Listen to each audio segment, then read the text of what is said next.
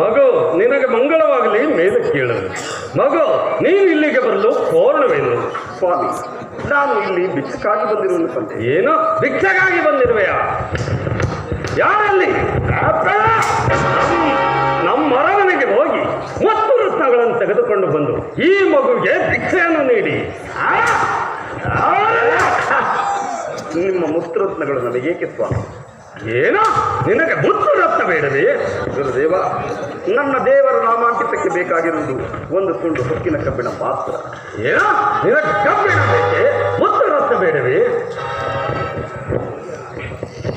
ನಮ್ಮ ಗುರುದೇವರ ನಾಮಾಂಕಿತಕ್ಕೆ ಬೇಕಾಗಿರುವುದು ಒಂದು ತುಂಡು ಹೊಕ್ಕಿನ ಕಬ್ಬಿಣ ಮಾತ್ರ. ಒಂದು ತುಂಡು ಹೊಕ್ಕಿನ ಕಬ್ಬಿಣವನ್ನು ಕೊಟ್ಟರೆ ತಮಗೆ ನಾನು ದಾಸಾನುದಾಸನಾಗಿರುವುದು. ನಿಮ್ಮ ಗುರುದೇವರ ನಾಮಾಂಕಿತಕ್ಕೆ ಒಂದು ತುಂಡು ಉಕ್ಕಿನ ಕಬ್ಬಿಣವನ್ನು ಕೊಟ್ಟರೆ ನೀನು ನಮಗೆ ದಾಸಾನುದಾಸನಾಗುವೆಯಾ? ಹೌದು ಸ್ವಾಮಿ, ನನ್ನ ಗುರುದೇವರ ನಾಮಾಂಕಿತಕ್ಕೆ ಒಂದು ತುಂಡು ಉಕ್ಕಿನ ಕಬ್ಬಿಣವನ್ನು ಕೊಟ್ಟರೆ ತಮಗೆ ದಾಸಾನುದಾಸನಾಗಿರುವುದು. ಮಗ, ಎಂತಹ ಭಿಕ್ಷೆ ಇಲ್ಲ, ಸುಮ್ಮನೆ ಹೊರಟು ಹೋಗು. ಇಲ್ಲ ಹೋದರೆ ನಿನಗೆ